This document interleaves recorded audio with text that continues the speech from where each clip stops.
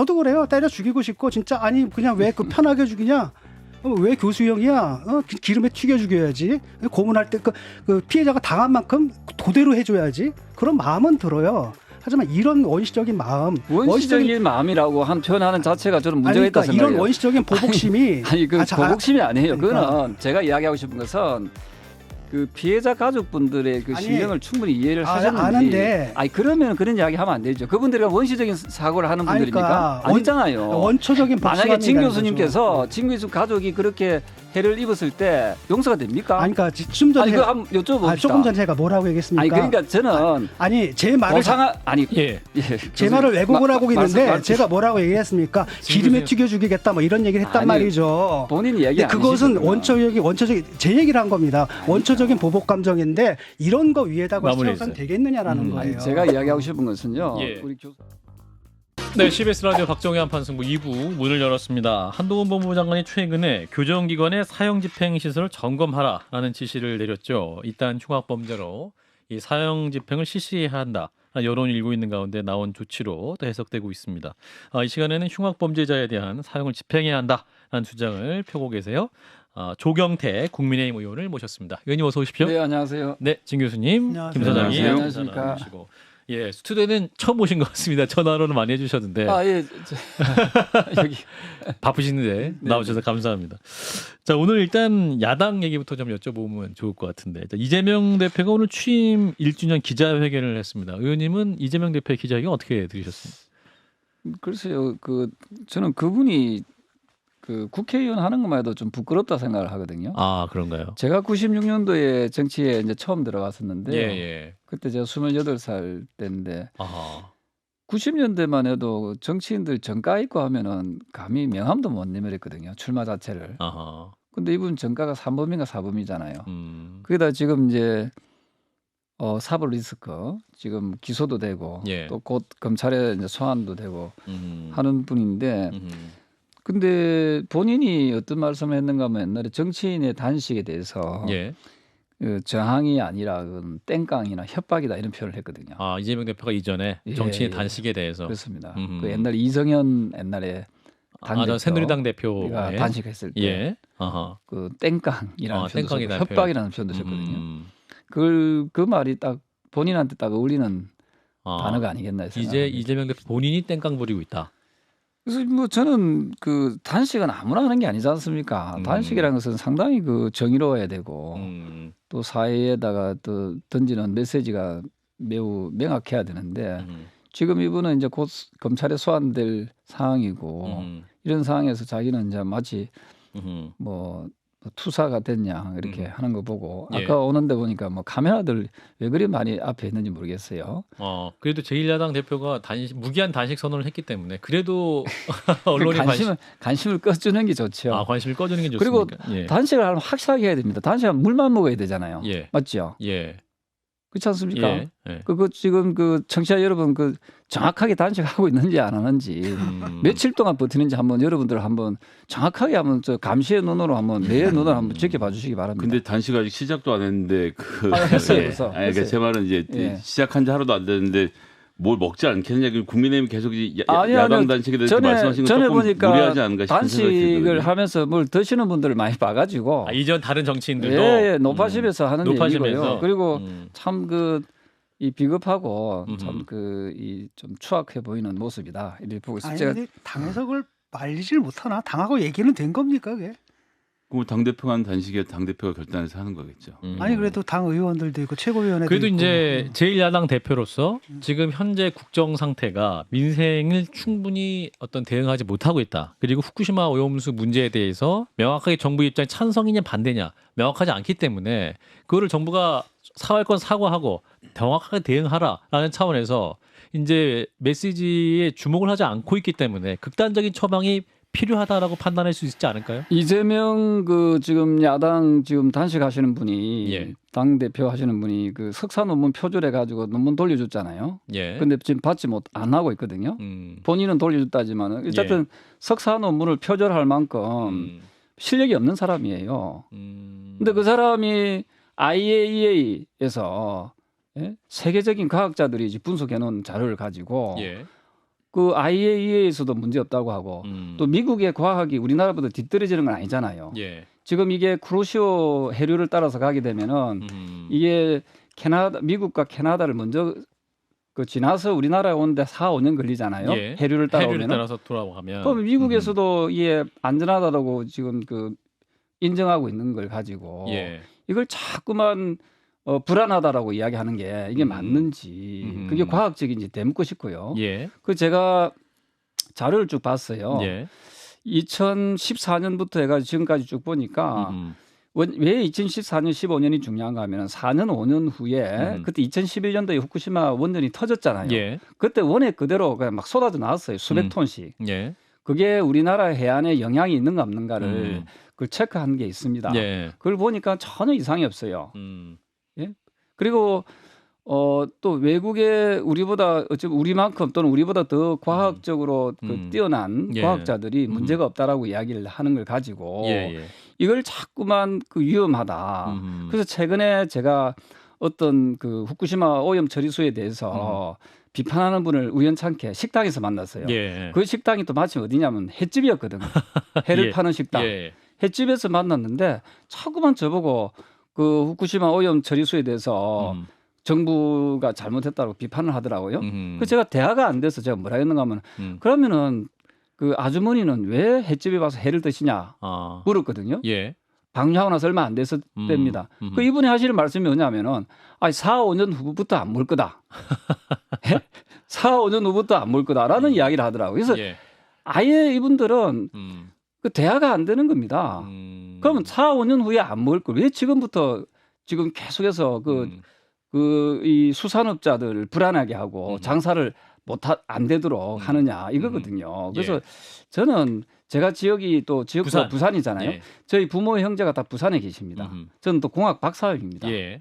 제가 오늘도 그 부산대학교에 있는 모 교수, 좀 소장파 교수인데 예. 후쿠시마 오염 처리소에 대해서 이분은 안전하다라고 확고하게 주장하시는 이제 학자이거든요. 예. 그 이분한테도 제가 얘기를 했는데 뭐냐면은 이제 정치인들이 이걸 옳다 그르다라는 것은 정말 식상하잖아요. 그래서 학자 여러분들이 양심을 걸고 나서서 이 부분에 대해서 얘기를 좀 해달라라고 제가 이야기를 했어요. 그럼 이재용 대표 석사 표절까지 말씀하시니까 제가 반박하지 않을 수가 없는데 일단 IAEA 같은 경우는 문제는 뭐냐면 이제 교반한 작업, 즉 섞는 작업을 하지 않고 뻗던 샘플과 교반 작업을 했던 샘플 포함해서 검사를 했지만 기본적으로는 원천 오염수, 실제로 어떤 것에 오염됐는지라는 원천 오염수에 대해서는 IAEA가 접근을 못했던 문제가 하나 있고요. 두 번째는 후쿠시마 지금 수산물 같은 경우 미국이 수입을 10분의 1로 줄이고 있는 것이 보도가 이미 된 바가 있고 세슘 같은 경우 늘지 않았다라고 하시는데 2016년, 17년에 동해에서 그전해에 비해서 50% 증가한 그 유의미한 변화의 관측 결과가 있었다는 점 하나 하고요. 4, 5년 후에 왜 문제 제기하지 않냐는 것은 이제 4, 5년 후에 퍼지고 난 다음이니까 지금부터 일본에게 얘기를 해놓는 게 필요하지 않겠냐는 점을 지적해두겠습니다. 아니 그 바다에다 그런 거 버리면 안 되잖아요. 제가 근데 그거를 왜 우리 정부에서 찬성해 주냔 말이죠. 그냥 반대해도 되거든요. 예, 진 교수님 저를 향해서 좀 가까이 와주세요. 그거 잘하는 짓 아니잖아요. 근데 지금 보면 거의 뭐 일본 정부를 대변하고 있단 말이죠. 지금 얘기의 의미를 알겠는데요. 우리나라도 원전이 있습니다, 그죠? 예. 원전의 그 처리수 있잖아요. 원전 처리수를 네네. 그렇게 방류를 하고 있습니다. 예. 우리나라도. 그래서 제가 이야기하고 싶은 것은 지금 중국도 삼중수소가 있잖아요. 예. 원전 처리수 있잖아요. 그게 중국은 우리가 한 200 테라베크렐 정도 된다면은 중국은 1000이 넘어갑니다. 1000이 넘어갑니다. 그래서 우리보다 한 4-5배 많지만은 그거 그냥 그 희석시켜서 방류하고 있습니다. 서해안 쪽으로. 예. 그거 검사받고 안 합니다. 우리나라도 계속 해왔고요. 수십 년간. 그래서 이걸 가지고 왜 국내에서 처리하면 되지 왜 그 방류하느냐. 이 부분은 좀 저는 제가 봤을 때는 기존에 원전이 있는 국가들이 지금 방류하고 있는 부분에서 그 봤을 때는 근데 자꾸 그렇게 말씀을 하시는데 예를 들어가지고 우리가 그걸 방류를 하잖아요. 근데 거기 이점이 있어요. 왜 우리는 그걸 통해 전기를 얻거든요. 그런 분명한 이점이 있는 거고 그런 방류는 전 세계에서 다 하고 있는 거고 그거는 뭡니까 원자로의 바깥을 돌다 나온 거하고 그냥 그 안에 들어갔다는 건 전혀 다른 얘기인데 자꾸 그렇게 그래서 억지 논리를 펴시면 제가 억지 논리가 아니고요. 요거는 이제 제가 짧게만 이야기하고 싶은 건 마무리하겠습니다. 뭐냐면은 삼중수소에 대해서 얘기를 하면은 삼중수소량이 중국이 1,054 테라베크럴이고요. 예. 우리나라 같은 214 테라베크럴입니다. 예. 근데 지금 두 분께서는 꼭 알고 넘어가야 될 게 뭐냐면은 후쿠시마, 제가 후쿠시마를 대변하겠다는 게 아니에요. 네. 대변하고 후쿠시마에- 계시잖아요. 지금. 아니요. 그러니까 과학적인 사실을 말씀하고 사실을 있어요. 이야기하는 거죠. 이 보면은 22 테라베크럴이거든요. 예. 그러니까 중국에 비해서 50배가 많아요. 그래서 삼중수소라는 것은 우리가 원전 처리하고 난 삼중수소가 뭐 종류가 다른 게 아니에요. 같은 종류라고요. 예. 그래서 이런 부분에 대해서 우리가 알겠습니다. 조금 더 세세하게 알고 접근하는 것이 좋겠다 이렇게 생각합니다. 아니 그걸 알아도 반대를 해야 되는 게 맞죠. 예, 일단 요 얘기로 그걸 반대를 모신 건 안 하니까 아니어가지고 문제죠. 그 얘기는 마무리하도록 하겠습니다. 자, 일단 한동훈 장관의 사형 집행 시설 점검 지시, 의원님은 그 한 장관의 지시는 어떻게 보셨는지 궁금합니다. 저는 뭐 오래전부터 예, 흉악범에 대해서는 아하. 그 사형 집행을 해야 된다. 사형 집행 해야 된다. 예라고 보고 있기 때문에 저는 한동훈 장관이 지금 사형 집행 시설 점검을 지시했다는 것은 예. 뭐 유의미한 그런 그 부분이 있다 이렇게 보고 있는 거죠. 그렇고요. 지난 그 5일에 이제 SNS에 글을 올리셨어요. 흉악법은 인간이 아니다. 인간이기를 포기한 사람은 사형을 집행해야 된다. 이렇게 이제 입장을 밝혀주셨는데, 그럼에도 불구하고 이 사형제에 대해서는 여러 가지 사회적 논란이 있고 또 실제로 집행하게 되면 외교적인 문제까지 있다라고 한동훈 장관도 말하고 있지 않습니까? 그래서 그 부분에서 글쎄요, 그게 이제 외교적인 그 상황이라고 하는 주로 이제 유럽을 두고 하는 얘기 예. 같은데요. 그 영국 같은 경우 사형 집행 제도를 이제 포기하고 난 이후에 보니까 흉악 범죄율이 한 60%가 그렇게 급증했다는 또 자료가 있거든요. 예. 그 66년부터 영국은 사형제 1966년. 예, 그죠? 예. 예. 폐지 이후에 20년간 예. 86년까지 보니까 살인 사건이 60% 정도 증가된 걸로 나와 있고요. 예. 저는 그 지금 미국이나 일본이나 한 30여 개국은 지금 사형제를 지금 집행을 하고 있습니다. 예. 제도만 있는 것이 아니라 그래서 국제사회에서의 문제라고 하기보다는 어떤 뭐 유럽 쪽의 어떤 그런 뭐 입장 이런 게 좀 있는 것 같은데요. 예. 저는 그럼 사형제를 안 한다 해가지고 없다 해가지고 하면 범죄율이 줄어드느냐 그건 아니거든요. 예. 근데 사형제를 그 이걸 집행을 함으로써 지금 우리나라는 사형제는 있습니다. 있는데 다만 집행만 안 하고 있는 거거든요. 이 사실상 실질적인 폐주 국가다. 그렇죠. 이렇게 보게 예, 되는 예. 거죠. 그래서 심리적으로 예. 그 이 범죄를 저지르려고 하는 자들에 대해서 심리적 압박하는 그 요인이 있고요. 예. 이 경각심을 불러주는 거죠. 또 하나는 이제 이 흉악범에 의해서 정말 그 선량한 그 시민들, 특히 여성분들, 예. 이분들이 이제 어떤 그런 그 피해자가 될 수도 있잖아요. 그러려면은 피해자의 가족들, 의 어떤 그런 인권 이런 것까지 고려한다면은 저는 정말 이거는 그 본인 스스로도 그 살인죄를 저지른 사람들은 자기 스스로가 인간이 아니라거든요. 그래서 저는 그 부분을까지 인권을 갖다가 우리가 옹호한다는 것은 좀 저는 좀 맞지 않다 이렇게 보는 거죠. 예, 진 일단 교수님. 팩트의 문제가 있는데요. 사형제도 말씀하셨죠. 30개국에서 한다라고 하는데 그중에서 우리가 선진국으로 분류되는 나라는 미국하고 일본 정도인데 미국에서도 각 주마다 다른데 주에서 폐지 흐름이 계속 있는 폐지하는 주가 주가 더 늘어나고 있다라는 걸 좀 말씀드리고요. 사형제제 폐지 후 10년간 11개국에서 조사했을 때 평균 6건이 감소했습니다. 그러니까 우리나라는 어떤지 아세요? 우리나라 통계는 아십니까? 2002년하고 2022년을 비교해 봤거든요. 2002년에 그때가 인구 10만 명당 2.4명이었거든요. 근데 이제 사형제 폐지 이후에 2022년, 20년 후죠. 1.3인으로 줄었습니다. 그러니까 쉽게 말하면 전 세계적으로 평균적으로 냈을 때 사형제를 폐지했을 때 오히려 범죄가 줄었고 살인 범죄율이 그렇죠. 줄었다. 살인 범죄율이 줄었다는 거고 우리나라에서는 더 극적으로 줄었다는 거죠. 그러니까 이제 이렇게 살인죄 논의, 그러니까 뭡니까 이게 사형제 논의가 나오는 이유가 이제 뉴스에 이제 어떠한 흉악 범죄가 많이 보도가 되면 정말로 이게 우리 사회가 정말로 이런 범죄가 많구나라고 이제 인식이 강화되고 그래서 이제 사형제에 대한 논의가 나오는 것인데. 실제적으로 통계를 보면 또 그렇게 막 그 살인 범죄가 증가한 건 아니다라고 또 주장하는 분도 있습니다. 줄었어요. 네, 예. 저는 이렇게 생각합니다. 그 살인을 저지르고 그러니까 그게 일반적인 우리가 살인을 했다고 사형을 때리는 건 아닙니다. 그렇죠? 예. 그것도 나름대로 범죄의 그 분석을 해서 정도 정말 경중에 따라 이거는 그 사회적으로 격리를 시켜야 된다는 그런 자해에 대해서 사형을 선고하는 거지. 예. 사형시켰다, 살인을 저질렀다고 무조건 다 사용하는 건 건 아니잖아요. 아니다. 그러니까 그만큼 심각한 자에 대해서는 저는 영원히 사회적으로 격리시켜야 된다 이렇게 보고 있는 거지요. 그 부분에 대해서 저는 그 일도 자비를 베풀어서는 안 된다. 예, 그래서 저는 가해자의 인권을 자꾸 강조하는 분들이 많이 계시는데요. 예. 저는 피해자의 제가 가까운 지인한테 예. 물었어요. 그 친구도 그 사형제도에 대해서 반대하더라고요. 반대해서 제가 물었어요. 그럼 네 가족이 네 아가 이제 경상도 말입니다. 예, 알고 있습니다. 예, 예. 아이가 흉악범에 의해서 그 딸이 있거든요. 흉악범에 의해서 살해가 된다면 살해된다면 너 어떻게 할 거니 물었거든요. 그러니까 이 친구가 말을 안 하고 가만히 있더라고요. 그다음에 뭐라고 하면 자기가 조용히 가서 죽여야지 이러더라고. 그러니까 정말 그 피해자의 가족이 안 돼 보면 그 심정은 이해가 안 되거든요. 그럼 결국 그 아버지는 또 가해자가 되잖아요. 예. 그것을 개인한테 맡기면 안 된다. 그래서 우리가 처벌을 하고 있는 거죠. 그래서 않습니까? 그걸 네. 그 지금 처벌이요 너무 약합니다. 너무 약하다. 보면은 최근에 보니까 어느 그 17세인데요. 그 같은 동료를 그 죽였는데 예. 단기 5년입니다. 사람을 죽인데 5년이에요.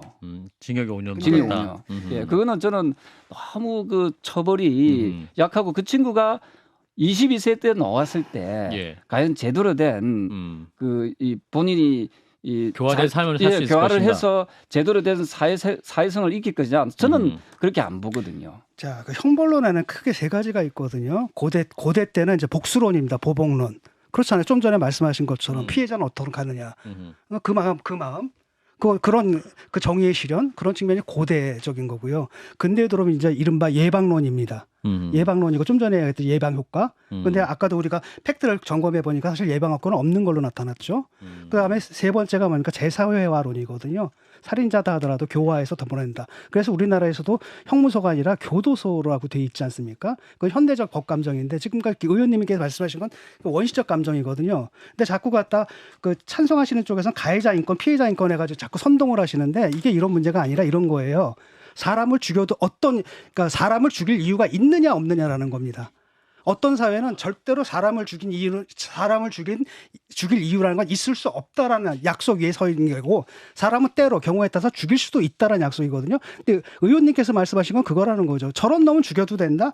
흉악범은 인간이 아니다. 인간이 안 놈은 죽여도 된다. 이런 전제 위에 있는 사회하고 그 어떤 이유가 있다더라도 사람은 죽이면 안 된다라는 전제 위에 있는 사회하고 어느 쪽에서 살인 사건이 더 많이 일어날까요? 저는 이렇게 생각합니다. 물론 우리 진 교수님 말씀은 종교적 관점에서 보면은 그렇게 해석이 가능하다 봅니다. 근데 이게 사회 질서라든지 국가를 운영하는 데 있어 가지고는 저는 그 우리 그 선량한 시민들은 예. 안전한 사회에서 살아갈 저는 그 권리가 있다 이렇게 봤을 때 예. 저는 이 제한을 좀 더 좀 명확하게 좀 확고하게 좀 다질 필요가 있다 보거든요. 그리고 이 그 모르겠어요. 저는 범죄인들이 저는 악인이다 보는데 범죄인들은 이런 법적인 이런 것까지 다 알고 있다 보거든요. 이미 알고 있다. 그렇죠. 그러니까 자기가 죽지 아무리 않을 걸 알고. 죽지 않은 걸 알고 최근에 그 창원인가 거기서 그랬잖아요. 2번 살인을 일으키고 4번인가 살인 미수해 지금 사형 선고 이번에 받았거든요. 그 웃으면서 검사한테 이제 막 쌍욕 비슷하게 반말을 하면서 이제 속이 시원하냐. 속이 시원하냐. 예, 이런 식으로 해가지고 전혀 그 교화할 생각은 없거든요. 그런 사람들을 과연 남겨줬을 때 다시 이 사회에 다시 이렇게 복귀시켰을 때 제대로 된 그 사회성을 가지고 생활을 할 수 있겠느냐. 그런 부분에서 저는 그 흉악범죄에 대해서만큼은 정말 저 일도 자비를 베풀어서는 안 된다. 이런 생각이에요. 근데 문제는 뭐냐면 그거거든요. 왜 범죄가 줄었을까? 왜 사형제를 폐지했는데 좀 전에 말하신 그 흉악범들을 다 살려줬는데 왜 범죄가 줄었을까? 그 원인은 바로 뭐냐면은 수사 기법이 발달했기 때문입니다. 곳곳에 CCTV가 있고 쉽게 말하면 범인들이 두려워하는 것은 형벌을 두려워하는 게 아니에요. 잡힐 걸 두려워하거든요. 그래서 중요한 것은 법의 확실성. 이것이 범죄를 막는 거라는 겁니다. 여기에 신경을 써야지. 근데 보통 여기에 신경 쓴다는 건 돈이 드는 거고 그렇지 않습니까? 이번에도 예. 문제가 됐던 그 사람들이 되게 히키코모리들이잖아요. 예. 이 사람들을 갖다가 돌본을 내면 예산이 들어가고 이런 거거든요. 이런 건 안 합니다. 또 연구도 해야 돼요. 어떤 유형들이 있는지. 이거 하기 싫어요. 그럼 간단한 게 뭡니다. 죽여버려라 이거잖아요 지금. 근데 근데 실제로 다른 건 일반 서민들이 그렇게 얘기를 할 수는 있지만 의원님이시잖아요. 아니요, 제가 의원님이시면 그러면 안 되죠. 아니 저는 의원이기도 하지만 또 한 시민 입장에서 예. 드리고 싶은 말씀은 아하. 과거에 우리 지존파를 갖다가 다 사형 집행한 적이 있지 않습니까? 저는 사회적 일탈자들이 느끼는 그런 감정, 자기 마음대로 하도 된다는 그거는 저는 심어줘서는 안 된다 보거든요. 아하. 그래서 저는 분명하게 아까 저 창원에 있는 그 범죄자 예를 들었지만 이 사람은 평상시에도 보면은 이 교도소를 들락날락했어요. 들락날락하면서 그 교도소가 자기한테 더 편할 수도 있는 겁니다. 그래서 저는 우리 국민들이 내는 세금이 그 흉악범에 대해서 하루 세끼 먹여주고 또 재워주는 것이 과연 옳으냐. 그래서 그리고 아까도 그도 얘기하지만 살인을 저지를 때가 다 사형을 시키는 건 아니잖아요. 이거는 정말 이거는 나쁜 사람이다. 정말 악인이다고 판단되는 그 최소한의 소수에 대해서만큼은 저는 사형을 집행할 집행하는 필요가 있다. 그 근데 이제 돌이킬 수 없는 문제가 일단 하나 있어서 억울하게 사형을 당한 케이스도 뭐 우리나라는 잘 모르겠습니다. 미국에서 자주 벌어지기도 하고 또 미국 같은 경우 이제 살인 사건 검거율이 뭐 절반 정도밖에 안 된다는 통계도 있지만 2019년 같은 경우 100.4%, 2020년에는 97%, 지난 2009년부터 10년 동안 통계는 98%의 검거율을 보이고 있기 때문에 우리나라는 그렇게 쉽게 살인을 저지르거나 이럴 수 있는 환경은 아니라고 보거든요. 그런 식으로 더 예방과 검거에 주력을 한 것이 맞지 않을까 이런 생각 드는데요. 아주 좋은 질문이신데요. 예. 최근에 이런 일이 있었습니다. 그 헤어졌다가 여자가 연인간에. 헤어진다고 예. 가가 집에서 갑자기 찔러주고 있어요. 예. CCTV하고 관계 없는 겁니다. 살인 사건이 나는 것은 최근에 그 신림동 살인 사건이 CCTV가 없어서 그 많은 사람들을 찔려 죽였습니까? 그건 아니잖아요. 그래서 이 과거에는 몰래 이게 살인의 추억에 보시는 바 몰래 해가지고 죽였지만 요즘에는 공개적으로 그렇게 죽이지 않습니까? 묻지마 범죄 같은 묻지마 경우에. 범죄, 묻지마 칼부림이지요. 예. 이런 걸 어떻게 막아낼 겁니까? 그래서 이제 나오는 얘기가 이제 법무부에서는 가석방 없는 종신형 뭐 이 도입을 이제 검토하고 있습니다. 그래서 이제 어떤 형벌 수위가 높아지면 그래도 사형제까지 가지 않더라도 어떤 범죄 예방 효과가 있지 않겠느냐 이 부분인데 의원님은 이 부분은 어떻게 판단하세요? 굳이 사형 제도가 있는데 아하. 굳이 그 가석방 없는 그 종신형을 한다는 게 그들은 정말 그 악마 같은 그들은 그 교도소가 더 편할 수도 있어요. 하루 세끼 먹이주고 좀 따뜻하게 또 시원하게 재워주고 하는 그런 방이 있는데 예. 그래서 저는 그런 것까지도 감안을 해서 아마도 이게 심리적으로 경각심을 주고 이 잘못하면 나 죽는구나 이런 것을 좀 일깨워줄 필요가 있지 않을까. 물론 가석방 근데 그런 없는 악마들이 좀 전에 말씀하신 심리적 것처럼 경각심이 있을지 이미 그건 걱정이네요. 논파된 거잖아요. 그러니까 지존파 막가파 사건 있지 않습니까? 이 사람들이 범죄 저질렀을 때 사형제 우리가 수십 명씩 1년에 수십 명씩 사용하던 시대예요. 못마다 같지 않습니까? 그다음에 오히려 사형제 폐지된 다음에 뭡니까 살인죄 범죄율이 줄었단 말이죠. 이랬는데 그러니까 역으로 만약에 이제 의원님의 논리를 역으로 취하게 되면 우리가 사형제를 부활하게 되면 살인죄가 늘어난다는 얘기가 되거든요. 그렇지는 않습니다. 저는 저는 그런 그건 문제니까 우리가 예단하기는 어려운 것 같고요. 그러니까 좀 전에 예컨대 영국에서는 사형제 폐지 이후 20년간 살인 사건이 60% 증가했다고 말씀하셨죠. 그거 그렇죠. 인정했잖아요. 근데 네. 우리나라 같은 경우에는 폐지한 이후에 절반으로 줄었거든요. 라고 한다면 우리나라 같은 경우에 의원님 논리라면 우리가 사형제를 부활하게 되면 이게 다시 2배로 는다는 얘기란 말이죠. 그러니까 그다음에 또 하나는 뭐냐 결국 흉악범은 인간이 아니다 악마다라는 굉장히 감정적인 얘기인데 한 사회의 그 사법 시스템이라는 것이 그런 원초적인 감정 원한이라든지 이런 데 위에 서 있어야 되느냐 국가 차원의 문제인데 그리고 저는 그렇거든요. 저도 그래요. 때려 죽이고 싶고 진짜 아니 그냥 왜 편하게 죽이냐 왜 교수형이야? 기름에 튀겨 죽여야지.